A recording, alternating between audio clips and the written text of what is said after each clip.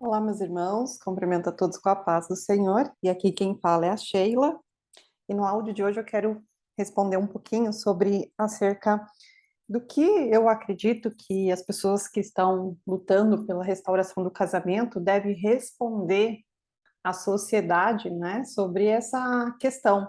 Por quê? Porque muitos continuam usando aliança, e os amigos, os familiares, sabe que o cônjuge está lá já com outra pessoa, tocando a vida, e as pessoas acabam se sentindo constrangidas quando elas são confrontadas sobre esse tema, né? Nossa, mas você espera ainda pela volta do seu marido?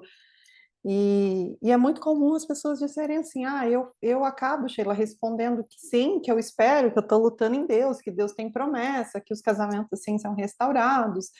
E acaba gerando muito confronto ali, porque as pessoas elas estão acostumadas que acabou, a gente muda de parceiro. Não estão acostumadas com pessoas esperando por essa volta.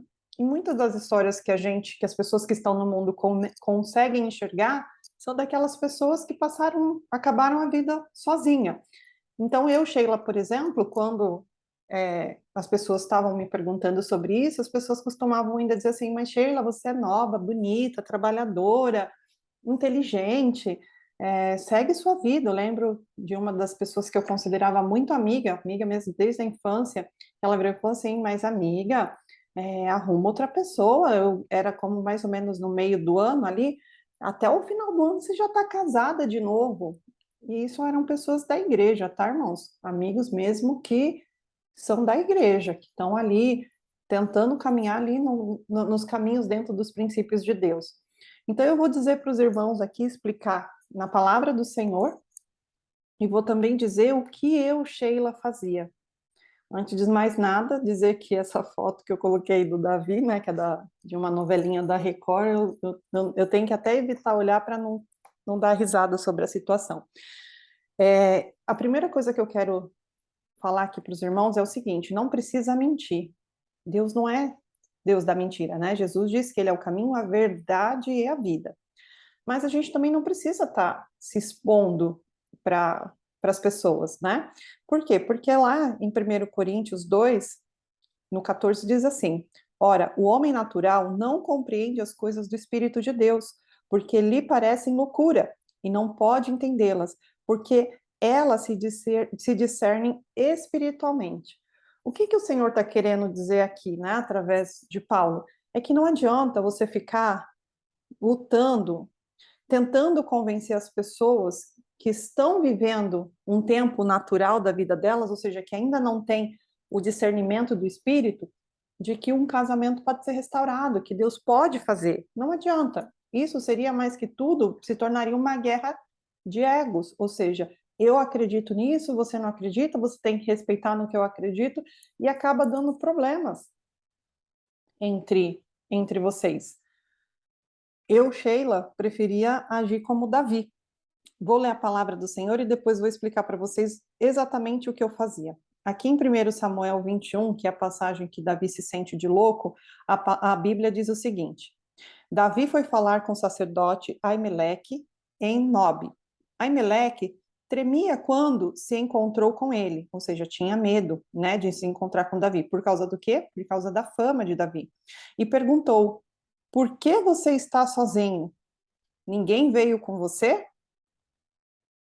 Respondeu Davi: o rei me encarregou de uma certa missão e me disse: ninguém sabe, desculpa, e disse: ninguém deve saber coisa alguma sobre a sua missão e sobre as suas instruções. E eu ordenei aos meus soldados que se encontrassem comigo num certo lugar. Aqui, o que Davi responde para o sacerdote? Que o meu rei me entregou uma certa missão e que ninguém devia saber dessa missão e nem sobre as suas instruções. E ele disse ali que ele ordenou aos soldados dele que encontrasse ele num certo lugar, mas naquele momento ali ele estava sozinho. Quem nos ordenou a lutar pelo nosso casamento foi o nosso rei, o nosso Senhor, o nosso Deus. E essa luta, ela é solitária. Você vê que Davi ele estava sozinho. Então, se ela é solitária, é porque Deus não quer que ninguém mais saiba, ele não precisa que as pessoas saibam, a não ser que essas pessoas estejam no mesmo deserto que você, e você, por levar esse conhecimento a essas pessoas, abrirá os olhos delas, ajudará elas a ter o entendimento da vontade perfeita do Senhor pela vida delas. Senão, ninguém mais precisa saber. Mas, Sheila, isso é lutar em silêncio. Isso é se posicionar em silêncio. E eu vou dizer para vocês, irmãos, que é muito necessário essa luta em silêncio. E por que é necessário? Muitas amantes, ou os homens também, muitos amantes, né? As máscaras deles não caem enquanto eles sabem que o marido ou a esposa está lutando, que quer de volta. Então ele vai continuar agindo, esse amante, essa amante, como uma pessoa boazinha, a legalzinha. Ele não vai tirar a máscara de quem realmente ele é. Por quê? Porque ele se sente inseguro. Mas quando ele acredita que você desistiu da luta, porque você está lutando em silêncio, e como é que sabe disso? Através da família, vocês ficam muito metidos na casa da família do cônjuge, com muita amizade com sogro, com sogra, querendo saber notícia. Essas pessoas vão falar, por mais que gostam de você, elas vão falar, porque é um assunto comum. Comum não, desculpa, em comum, entre você e ela, esse sogro, essa sogra, e a amante, esse sogro e a sogra, que é o marido, ou a esposa, né, no caso, para os homens. Então, quando esse amante ou essa amante sabe que você não desistiu ainda, ela nunca vai colocar as carinhas dela para fora. Ela nunca vai colocar as asinhas para fora, como diz aí no mundo. Por quê? Porque ela ainda tem medo de perder, porque ela está insegura. Essa pessoa, ele está inseguro. Porque ele sabe que você tem uma história com o seu marido ou com a sua esposa. Eles sabem disso. E que história é muito forte, prende muito as pessoas através da história. Então, ele não tem certeza ainda se ama ou se não ama, principalmente se seu cônjuge tem muita raiva. Então, se tem muita raiva, fala muito mal de você. E todo ser humano inconscientemente sabe que o contrário do amor não é a raiva, o ódio, é a indiferença. É pensar assim, quem já teve um primeiro relacionamento antes do cônjuge com quem você casou, relacionamento um namoro mesmo, né? Normal, que eu tô querendo dizer. Quando essa pessoa se foi da sua vida, você sofreu aquele instantinho, mas logo essa pessoa se tornou indiferente, ao ponto que você passa na rua, ela é um estranho. Você não está ali alimentando mágoa, raiva, rancor dela, falando mal o tempo todo, não. Por quê? Porque é indiferente, acabou tudo dentro de você. Agora, quando ainda tem alguma coisa que seja raiva, é porque tem amor. Então, meus irmãos, faça-se em silêncio essa luta, assim como o rei Davi aqui nos ensina, nessa época que ele está fugindo de Saul. Que Deus deu aqui para você hoje uma missão, e essa missão, ela é sua. Eu, Sheila, quantas vezes eu fui confrontada, principalmente porque você sabe que meu deserto foi todos os dias, né? Estando com ele, então era almoço de família, ele estava, era comemoração com os amigos, ele estava, era aniversário dos amigos, ele estava, era meu aniversário, ele estava, era aniversário dele, as pessoas estavam, foi tudo muito assim. Então as pessoas não entendiam muito o que acontecia entre a gente, e a gente estava totalmente separado. Então as pessoas falam, mas e aí? E aí? Como é que vocês estão? Eu falei, a gente está o quê? Eu respondia, né? Fazendo de demente, né? O que a gente está? Ai, mas vocês vão ficar nisso? Você não acha que ele tá te enrolando, que não sei o quê? O homem até disso, Sheila, abre seus olhos, que não sei o quê. Eu falei, gente, vocês acham que eu tô aqui preocupada com o homem? Eu só tô aqui hoje, eu tô preocupada com a minha filha, que a minha filha não tenha o pai perto, que a minha filha não precise sofrer o que eu sofri, que eu nunca tive pai na vida. Então, se eu hoje estou tranquila comigo, emocionalmente, sentimentalmente, não tem por que eu tirar ele da minha vida e fazer minha filha passar pelo que eu sofri. Eu não. Ah, mas você não vai arrumar ninguém porque ele é assim muito presente com você. Você nunca vai arrumar ninguém, Sheila? E eu falo assim, gente, eu não estou preocupada em arrumar ninguém, não. Eu só estou preocupada em estar bem. Só quero estar tranquila, tanto que vocês veem, eu estou aqui, ó, tranquila, eu só estou vivendo a minha vida, educando a minha filha é pequena ainda, eu quero que ela cresça sem correr nenhum risco, que a gente vê tantos casos aí das mães que se envolvem em um ou outro relacionamento e essas crianças acabam sofrendo várias consequências terríveis quando não é abuso, é morte. Deus me livre isso, eu quero criar minha filha.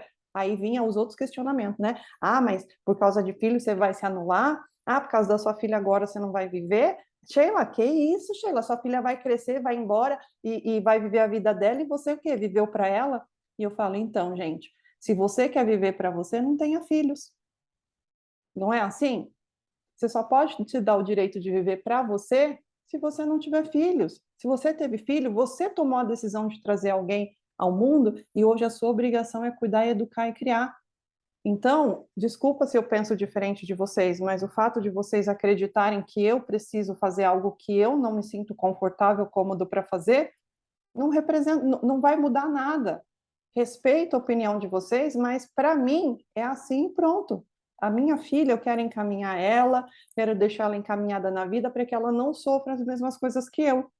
Então, se hoje, para que a minha filha esteja feliz, eu preciso fazer alguns sacrifícios, eu farei, porque eu amo ela o suficiente para isso. E com isso, irmãos, eu vou falar para você, é totalmente desconfortável, mas é totalmente necessário. Eu não estava mentindo ali para as pessoas, mas eu não estava expondo. Sheila, mas omissão também é uma forma de mentira. Algum momento aqui eu falei para as pessoas que eu não queria o meu marido de volta? Eu simplesmente falei aquilo que eu realmente acredito. Porque tudo isso que eu estava falando para as pessoas é o que eu acredito e continuo acreditando nisso.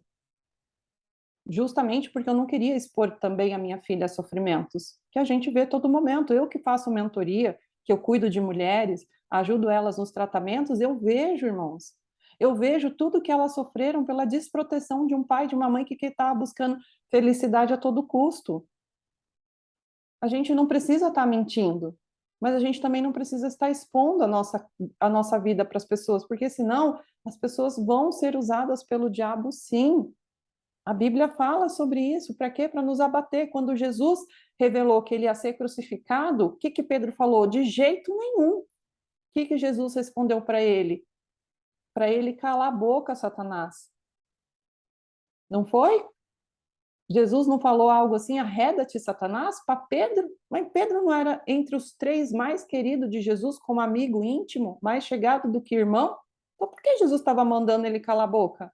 E ainda chamando ele de Satanás?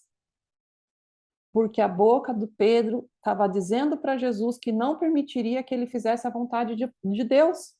Então, se você está aí falando para as pessoas, ah, sim, porque Deus me prometeu, porque Deus isso, porque Deus vai fazer, eu vejo lá nos canais, é o processo, não sei o quê.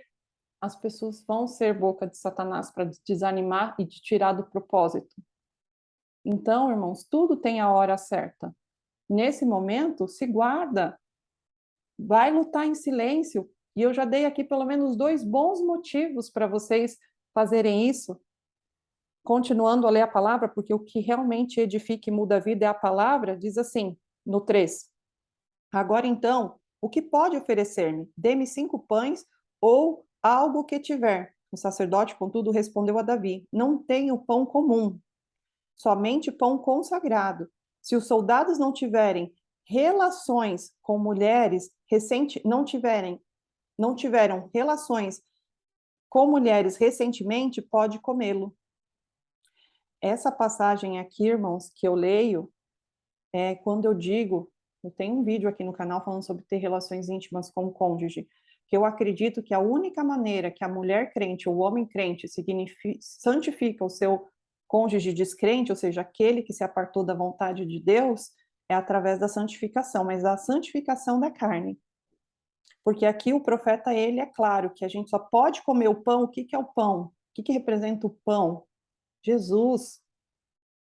Se a gente só pode fazer parte com ele, sendo um só corpo, como diz lá em 1 Coríntios 6, se a gente está consagrado. Se a nossa vida está consagrada ao Senhor. Então, aqui é algo para você também colocar a sua vida nesse sentido diante do altar de Deus, para saber se você está, nesse momento, comendo esse pão consagrado. Aí no 5 diz assim: Davi respondeu, certamente que não, conforme o nosso costume, sempre que saio em campanha, não tocamos em mulheres. Esses homens mantêm o corpo puro, mesmo em missões comuns. Quanto mais hoje. Percebe? O que Davi está querendo dizer aqui, a conversa entre ele e o sacerdote? sobre o corpo puro? Irmãos, é sério, né? Mas esse não é o assunto desse vídeo. Mas como está aqui na mesma palavra, eu estou aproveitando para falar um pouquinho sobre o discernimento da palavra. No 6 diz assim: então o sacerdote lhe deu os pães consagrados, visto que não havia outro além do pão da presença, que era retirado de diante do Senhor e substituído por pão quente no dia que lhe era tirado. No 7. Aconteceu que um dos servos de Saul estava ali naquele dia, cumprindo seus deveres diante do Senhor. Era o, era o Edomita Doeg, chefe dos pastores de Saul. Davi perguntou a Aimeleque: você tem alguma lança ou uma espada aqui? Não trouxe minha espada nem qualquer outra arma, pois o rei exigiu urgência. Ou seja, Davi estava, né, apurado ali quando ele saiu. E esqueceu, imagina, um soldado esquecer as suas armas de batalha? Olha o perigo, né, irmãos? O sacerdote respondeu: a espada de Golias, o filisteu que você matou no vale de Elá, está enrolada num pano atrás do colete sacerdotal. Se quiser, pegue-a. Não há nenhuma outra espada, disse Davi. Não há outra melhor? Dei-me essa espada. Aqui o que Davi, na conversa que ele está tendo com o sacerdote, que o sacerdote oferece a espada do Golias, quem é Golias? Né? Golias era o inimigo. Davi diz assim, não há outra melhor? O que é essa outra melhor? Será que Golias, um gigante, tinha ido à guerra enfrentar um exército com qualquer tipo de espada? É que a espada, irmãos, significa a palavra do Senhor. É com isso que a gente precisa guerrear. Se a gente está guerreando com a espada do inimigo, ou seja, jogando o mesmo joguinho que os nossos inimigos, a gente vai estar sempre despreparado. Sempre despreparado. Então, Davi fez aquilo porque ele estava despreparado. No 10 diz assim: naquele dia, Davi fugiu de Saul e foi procurar Aquis, rei de Gate. Todavia, os conselheiros de Aquis lhe disseram: não é este Davi, o rei da terra de Israel? Não é aquele que sobre quem cantavam em suas danças Saul abateu seus milhares e Davi suas dezenas de milhares? Davi levou a sério aquelas palavras e ficou com muito medo de Aquis, rei de Gate. Por isso, na presença deles, ele fingiu estar louco enquanto esteve com eles. Agiu como um louco, riscando as portas da cidade e deixando escorrer saliva pela barba. Aquis disse a seus conselheiros: vejam este homem, ele é louco. Por que trazê-lo aqui? Será que me faltam loucos para que vocês o tragam para agir como doido na minha frente? Ou o que ele veio fazer no meu palácio? Então, irmãos, vocês percebem que a atitude de demência que fingiu Davi fez com que as outras pessoas perdessem interesse por ele. O rei falou: o que vocês estão trazendo esse louco aqui? Já não tenho louco suficiente? Então, quando eu fazia-me de louca, de demente, falando para as pessoas: gente, eu quero que a minha filha seja feliz, as pessoas: nossa, você é louca. Ah, mas assim como ela tem um monte, deixa para lá, vamos deixar de encher o saco dela. Era realmente o que acontecia. E toda vez que havia encontros, as pessoas não ficavam batendo na mesma tecla, eles ficavam, perceber que eles estavam muito observando o comportamento, porque as pessoas não entendiam muito, a gente saía, ele pagava a minha conta, ou quando era um almoço, coisa assim, né? Eu sempre gostei muito, eu tenho, uma das minhas linguagens de amor é o ato de servir, então eu sempre gostei muito de servir o prato dele, né? E ele estava muito acostumado com isso, e assim foi também durante todo o deserto. Eu sempre perguntava para ele como a gente estava separado, não sabia se ele ia, dependendo do nível de repúdio, se ele ia querer ou não, sempre perguntava assim: você quer que eu te sirvo? E aí ele falava assim: ah, por favor. E eu sabia a quantidade, sabia tudo, né? E eu ia lá e servia, sabia o que ele gostava, o que ele não gostava. Então as pessoas sempre ficavam observando muito esse tipo de comportamento em nós. Mas uma vez que eu falava, acabou. Elas não ficavam batendo na mesma tecla. Por quê? Porque a gente se passava ali diante dele como loucos, né? Tanto que eu lembro que durante todo o tempo, né, as pessoas, ele nunca falava que eu era ex-mulher, mas nos últimos meses ele falava. Eu ficava com uma raiva, assim, né, que aí as pessoas, eu lembro de uma festa que nós fomos da filha de uma amiga, e essa minha amiga foi apresentar ele para a tia dela, e porque a tia dela estava indo fazer um passeio lá no país dele, aí ela, o meu amigo, o marido da minha melhor amiga é de lá, e então aí chamou ele, né, e aí apresentou, aí ela virou e falou assim, é o marido da Sheila, e ele virou e falou assim, ex-marido, aí a minha amiga virou para ele e falou assim, para com essa palhaçada, vocês dois, eu já não aguento mais esse lenga-lenga de vocês precisam parar com isso, não consigo ver vocês separados, a minha amiga falou, né, e depois ela veio me contar. Eu estava lá fora conversando com uma amiga e ela veio me contar. Você acredita, amiga? Eu já logo virei e falei isso, porque, que palhaçada é essa, sabe? Vocês dois precisam parar com isso. Ao mesmo tempo que eu ficava com raiva dele falar isso, eu também achava engraçado, porque até as pessoas do nosso convívio não conseguia ver a gente separado, né? Então imagina só se nós que tínhamos essa atitude, se a gente conseguia nos ver separados, né, um sem o outro. Mas isso era nível de repúdio, tá? Top deles, assim, nível hard dele ainda comigo. Ele não me repudiava a ponto de me tratar mal, de não suportar minha presença, não isso, né? Isso foi muito lá no começo. Mas, assim, o repúdio de não querer estar comigo era visível, né? Não tinha demonstração alguma que ele me queria de volta. Eu até pensava assim, nossa, serve qualquer uma, menos eu, né? Até pensava muito isso. Mas esse vídeo é para dizer assim para vocês, irmãos, não precisa ficar se expondo para as pessoas vão ser boca de Satanás, e desculpa essas palavras assim que soa tão pesado, mas é a realidade, as pessoas não crê, porque como eu li lá de Romanos para vocês, tem coisas como uma restauração de um casamento e de uma família que só consegue ser discernido no espírito, e só dá esse discernimento espiritualmente. Pensem em vocês antes de passar por isso, antes de conhecer a possibilidade da restauração de casamento, se uma pessoa se separava, se não era super normal você ver essa pessoa seguindo a vida com outra, Sheila, era. Como eu, antes de trabalhar com mulheres no tema de restauração pessoal da vida delas, eu já trabalhava treinando mulheres em outra área, que vocês sabem, eu lembro que quando aquelas mulheres se apegavam demais a mim, principalmente as que faziam parte da minha equipe, que chegava falando, Sheila, não dá mais, a gente teve uma briga feia, eu descobri contato com outras mulheres, que estava me traindo, não sei o que, eu falei, gente, pelo amor de Deus, como é que vocês aguentam isso, sabe? Segue a vida de vocês. Era a Sheila alguns anos atrás.